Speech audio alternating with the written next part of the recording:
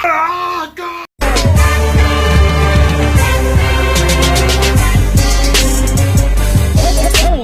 Hello, happy new year, guys. We are in 2020. A new vision has come upon us, and we now get to get a review of the decade. So without further ado, before I start my review, I would like for you guys to subscribe to my channel, hit the subscribe button, and hit the notification so you get the notifications of a review I drop. So let's get into it, guys. And The Grudge is a new movie directed by Nicholas Percy. If I got the name wrong, you know, just you know how it is. I'm not good with names, but this movie stars Andrea Roseborough. John Cho is in this movie as well, and this is a remake of The Grudge. Well, the classic Grudge that came out way back when. I don't know exactly when the classic one, the first ever Grudge was made. I haven't seen the classic Grudge.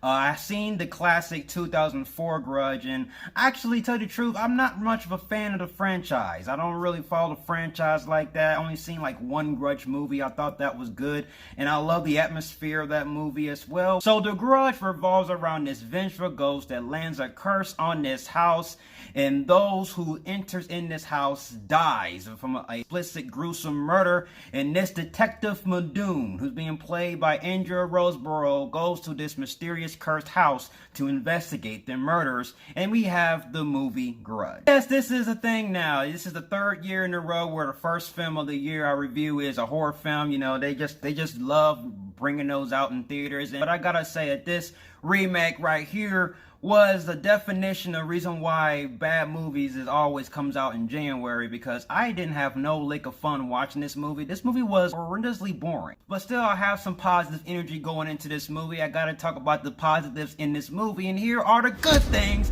I like about this movie. And I gotta tell you that the story is quite interesting. And I thought that the performances from everyone did their part. I mean, I thought that John Cho, who plays a character in this movie, I don't remember the character's name per se. He doesn't really have an integral role, but John Cho had a good performance, and the actress who plays his wife had a good performance. And the main star in this movie, who's being played by Andrea Roseborough, she plays Detective Muldoon. I thought she did a decent job of her character. And throughout the film, you follow this character's journey as she's trying to discover the mystery revolving around the curse. Constantly, she goes through this house trying to investigate these murders. She constantly sees visions and things. She's starting to hallucinate, like, ooh, oh, oh. Throughout the movie, you gotta follow her character through certain plot points of the movie. The film thinks it's ambitious by trying to give you some hidden layers. I think it's ambitious, as these hidden layers is so profound that you just discovered this information, but you already know the information going forward. As for the bad in this movie definitely doesn't really have much good things with it other than the decent performances. This movie was horrendously boring because the characters are not really interesting. This movie revolves around this main character, Detective Muldoon, and you follow her journey throughout this movie, and you discover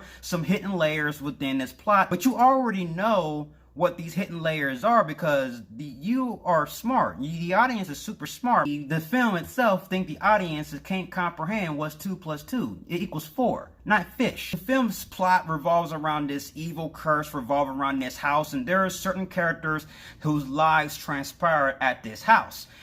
Basically, the film tells a story through flashback scenes, and it jumps from timeline to timeline to try to execute those story points. Then you'll find yourself a little bit frustrated because the film doesn't really delve into the mythology of this certain entity or this certain being, but it doesn't really focus on that. It just tries to tell you certain plot points revolving around certain characters. I think that was one of the problems with me. I wanted more backstory with its overarching narrative revolving around this entity, not the characters that suffered tragic lives. But the execution does not stick and does not land, because when the film focuses on these characters to try to reveal these hidden layers within the plot, you automatically know it, and these characters are not really interesting into really giving a shit about these characters' motives. How certain characters react to certain jump scares, it just doesn't seem believable. It just seems like the characters themselves don't really react how they should react in a horror movie. Like, there is this moment where John Cho's character,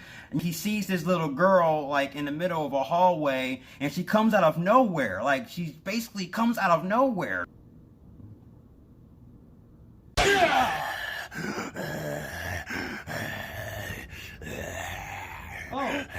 So certain characters don't want to give out certain information on the first hand. So what the film does, it goes back to the past to try to give you those layers and give you those answers. But seriously, you just don't really care, because the way this film was structured, it is very slow to giving you these answers. But in the midpoint of the movie, there is a certain plot detail that they mentioned to the main character that the main character should have comprehend whether or not she should make a certain choice.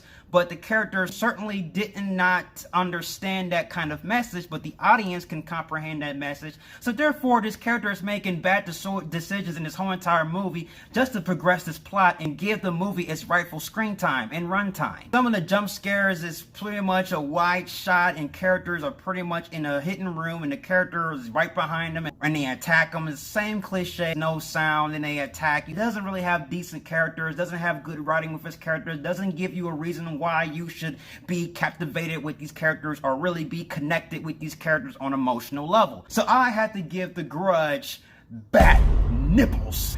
On a positive note, this is considered the best movie of the decade thus far, so that's saying something, right? Yeah, it definitely is a huge cliche movie, and I wouldn't recommend checking it out. So yeah, that's my review of The Grudge. Have you seen The Grudge? What are your thoughts? Comment below, and let's talk about it, and I'll see you guys in my next review. And if you like everything you see and you agree, subscribe to my channel and join me in the Batman family. I'll have more Batman-tastic reviews in a way. You have been warned. Till then,